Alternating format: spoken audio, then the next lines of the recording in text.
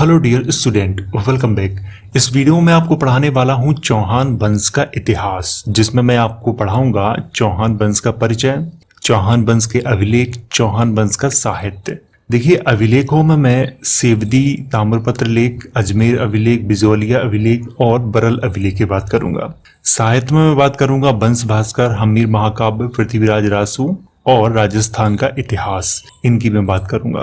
और कुछ महत्वपूर्ण चीजें हैं जो अक्सर प्रतियोगी परीक्षाओं में पूछी जाती हैं, तो इन सभी चीजों की मैं चर्चा इस वीडियो में करने वाला हूं। तो इस वीडियो को आप लोग आराम से देखें और पूरा देखें, तभी आपको समझ में आएगा, अन्यथा नहीं आएगा। और अगर आपको नोट्स बनाने हैं तो डिस्क्रिप्शन बॉक्स में लिंक दी गई है वेबसाइट की, तो वहां से जाके आप अपने नोट्स भी तैयार कर सकते हो। तो चलिए इस वीडियो की शुरुआत करते हैं और पढ़ते हैं चौहान वंश का इतिहास। ये है सूचना, तो इसे आप जरूर पढ़ें। चौहान वंश का परिचय। तो सबसे पहले बात करते हैं चौहान वंश के परिचय की। चौहान वंश भारत का सबसे प्रसिद्ध राजवंश माना जाता है, परंतु इसकी उत्पत्ति के संबंध में इतिहासकार एक मत नहीं है। हम्मीर महाकाव्य, वंश भास्कर, पृथ्वीराज रासो जैसे प्रख्यात ग्रंथों के अनुसार चौहान वंश की उत्पत्ति अग्निकुंड से हुई है, परंतु सेवदी ताम्रपत्र लेख और बरल अभिलेख के अनुसार चौहान वंश की स्थापना चाहमान नामक व्यक्ति के द्वारा की गई थी। इतिहासकार जेम्स टॉड के द्वारा लिखी गई पुस्तक राजस्थान का इतिहास में चौहान वंश का संस्थापक वासुदेव को माना गया है। चौहान वंश की कई शाखाएं थी, जिसमें शाकंभरी की शाखा को सबसे प्रमुख माना जाता है। चौहान वंश के प्रारंभिक राजाओं का इतिहास उपलब्ध नहीं है, इसीलिए उनके शासनकाल के बारे में ज्यादा जानकारी उपलब्ध नहीं है। तो चलिए अब यहाँ पर करते हैं थोड़ी सी चर्चा। देखिए, उत्पत्ति के बारे में अगर बात करें तो इतिहासकार एक मत नहीं है। अगर आप अभिलेखों को देखें तो उनमें कुछ और लिखा है, और साहित्य को देखें तो उसमें कुछ और लिखा है। साहित्य में सबसे प्रमुख माना जाता है हम्मीर महाकाव्य, वंश भास्कर, पृथ्वीराज रासो। तो इन ग्रंथों को सबसे प्रमुख माना जाता है, लेकिन इन ग्रंथों में चौहान वंश की उत्पत्ति अग्निकुंड से बताई गई है। अभिलेखों को देखें तो अभिलेखों में सबसे प्रमुख माना जाता है बिजौलिया अभिलेख माना जाता है, वरल अभिलेख माना जाता है, और सेवदी ताम्रपत्र अभिलेख माना जाता है, अजमेर अभिलेख माना जाता है। इनमें अग्निकुंड से उत्पत्ति नहीं बताई गई है। इनमें चाहमान नामक व्यक्ति से उत्पत्ति बताई गई है, किसी में वासुदेव के द्वारा, तो किसी में कहा गया है कि ये भगवान श्री राम के वंशज हैं, इस तरह का कहा गया है। तो यहाँ पर देखिए, उत्पत्ति के संबंध में तो कोई ज्यादा जानकारी है नहीं कि चौहान वंश की उत्पत्ति कैसे हुई, तो इसीलिए इस पर मैं कुछ कह नहीं सकता। चौहान वंश के ऐतिहासिक स्रोत। तो अब बात करते हैं चौहान वंश के ऐतिहासिक स्रोतों पर।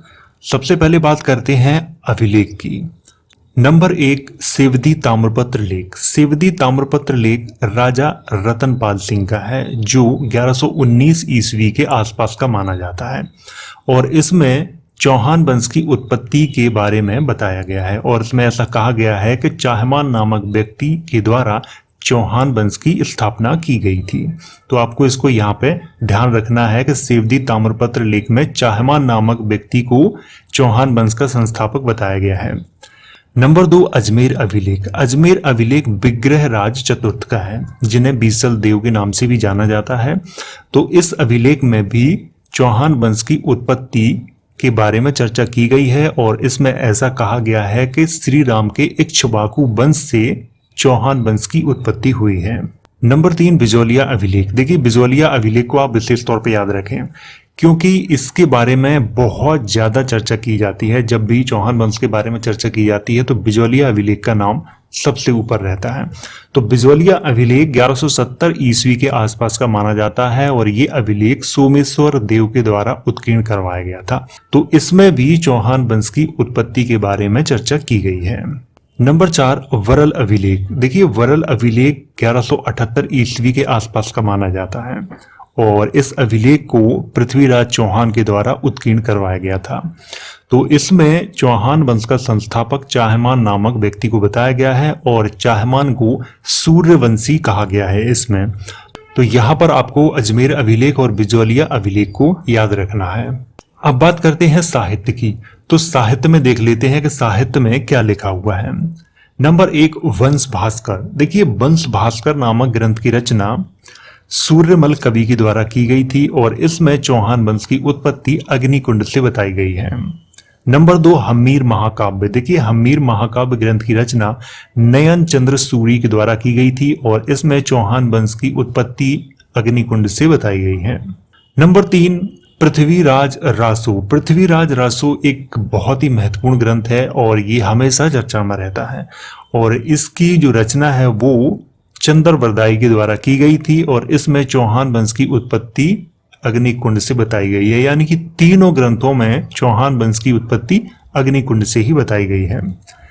नंबर 4, राजस्थान का इतिहास। देखिए, राजस्थान का इतिहास नामक पुस्तक की रचना जेम्स टॉड के द्वारा की गई थी। ये एक इतिहासकार थे और इन्होंने किसको बताया है चौहान वंश का संस्थापक? इन्होंने बताया है वासुदेव को चौहान वंश का संस्थापक। तो यहाँ पे अगर आप अभिलेखों को देखें तो अभिलेख कुछ और कहते हैं और साहित्य कुछ और कहता है। साहित्य की अगर बात करें तो वंश भास्कर, हम्मीर महाकाव्य, पृथ्वीराज रासो, ये तीनों अग्निकुंड से उत्पत्ति बताते हैं किसकी? चौहान वंश की। लेकिन अगर अभिलेखों को देखें जैसे सेवदी ताम्रपत्र लेख, अजमेर अभिलेख, बिजौलिया अभिलेख और ये बरल अभिलेख, तो इनमें ज्यादातर जो अभिलेख हैं वो चाहमान नामक व्यक्ति को समर्थन करते हैं कि चाहमान नामक व्यक्ति से इस वंश की स्थापना हुई है और चाहमान नामक व्यक्ति को सूर्यवंशी कहा गया है। चौहान वंश के राजा। तो अब पढ़ते हैं चौहान वंश के राजाओं के बारे में। मैं आपको बता दूं कि चौहान वंश के प्रारंभिक राजाओं का इतिहास उपलब्ध नहीं है, तो इसीलिए उनके बारे में कोई भी जानकारी मैं आपको नहीं दे सकता। बिजौलिया अभिलेख के अनुसार चौहान वंश की स्थापना वासुदेव ने 551 ईस्वी के आसपास में की थी। तो ये मैं आपको बता चुका हूं। आपको ये याद रखना है कि बिजौलिया अभिलेख में चौहान वंश की जो स्थापना है वो किसके द्वारा की गई थी? वासुदेव के द्वारा की गई थी। और कब की गई थी? 551 ईस्वी के आसपास में की गई थी। तो ये कहां पे लिखा हुआ है? ये लिखा हुआ है बिजौलिया अभिलेख में। सेवदी और बरल अभिलेख के अनुसार चौहान वंश की स्थापना चाहमान ने की थी। तो आपको यहाँ पे याद रखना है कि सेवदी ताम्रपत्र लेख और बरल अभिलेख के अनुसार चौहान वंश की स्थापना चाहमान ने की थी और चाहमान को सूर्यवंशी बताया गया है। तो यहाँ पर देखिए, मैं बात करूंगा आपसे कि इतिहासकार एक मत नहीं है, तो मैं भी कुछ कह नहीं सकता इसके बारे में आपसे। आपको जो अच्छा लगे आप उसे मान सकते हो। अगर आपको साहित्य के माध्यम से सही लग रहा है तो आप उसे मान सकते हो। अगर आपको अभिलेखों के माध्यम से सही लग रहा है तो आप उसे मान सकते हो। चौहान वंश के प्रारंभिक राजा प्रतिहार वंश के सामंत थे। हाँ, ये आपको यहाँ पे ध्यान रखना है कि चौहान वंश के जो प्रारंभिक जो राजा थे वो प्रतिहार वंश के सामंत थे। चौहान राजा अजय राज के द्वारा अजमेर नगर को बसाया गया था। तो आपको ये विशेष तौर पे याद रखना है कि अजय राज के द्वारा अजमेर नगर को बसाया गया था। तो ये आपको यहाँ पे विशेष तौर पे ध्यान देना है। तो जितना ये मैंने हाईलाइट किया हुआ है ये आपको अच्छे से याद रखना है। अजय राज का शासनकाल 1113 से 1133 ईस्वी के मध्य में था। ये शासनकाल निश्चित नहीं है क्योंकि अलग अलग इतिहासकार इनका अलग अलग शासनकाल लिखते हैं। अरुणोराज को संभवतः 1133 ईस्वी में अजमेर का राजा बनने का सौभाग्य प्राप्त हुआ था। तो आपको यहाँ पे याद रखना है अरुणोराज को। तो इन्हें कब राजा बनने का सौभाग्य प्राप्त हुआ था? 1133 ईस्वी में। ये संभवतः है, निश्चित नहीं है। अरुणोराज ने महाराजाधिराज, परमेश्वर और परम भट्टारक की उपाधियां धारण की थी। अजमेर में अरुणोराज के द्वारा आना सागर झील का निर्माण करवाया गया था, परंतु बाद में इसी झील के पास मुगल बादशाह जहांगीर ने दौलत बाग का निर्माण करवाया था। आपको ये याद रखना है यहाँ पे, इसीलिए मैंने इसको हाईलाइट कर दिया है। आना सागर झील, देखिए आना सागर झील अजमेर में है और इसका निर्माण किसने करवाया था? अरुणोराज ने करवाया था। और इसी के पास में दौलत बाग, एक दौलत बाग है और उसका निर्माण करवाया था जहांगीर ने। तो ये आपको यहाँ पे ध्यान रखना है, इसीलिए मैंने इन दोनों को हाईलाइट कर दिया है। अरुणोराज की हत्या उनके पुत्र जगदेव के द्वारा कर दी गई थी, इसीलिए जगदेव को चौहान वंश का पितृहंता राजा माना जाता है। पितृहंता का मतलब होता है पिता की हत्या करने वाला। विग्रहराज चतुर्थ, अब इनके बारे में पढ़ते हैं। विग्रहराज चतुर्थ को बीसल देव के नाम से भी जाना जाता है। विग्रहराज चतुर्थ ने तोमर वंश के राजाओं से दिल्ली को छीनकर उसे अपनी राजधानी बनाया था। ये आपको यहाँ पे विशेष तौर पे याद रखना है कि विग्रहराज चतुर्थ ने दिल्ली को राजधानी बनाया था। ये आपको यहाँ पे विशेष तौर पे याद रखना है। उससे पहले दिल्ली पर किसका शासन था? तोमर वंश का शासन था। विग्रहराज चतुर्थ का शासनकाल चौहान वंश का स्वर्ण काल माना जाता है। तो यहाँ पे इसको भी आपको ध्यान रखना है कि चौहान वंश का स्वर्ण काल किसका शासनकाल माना जाता है? विग्रहराज चतुर्थ का माना जाता है। विग्रहराज चतुर्थ संस्कृत के विद्वान थे और उनके द्वारा ही हरिकेली नाटक की रचना की गई थी। तो आपको ये ध्यान रखना है, यहाँ पर विग्रहराज चतुर्थ संस्कृत के बहुत अच्छे विद्वान थे और उनके द्वारा ही हरिकेली नामक नाटक की रचना की गई थी।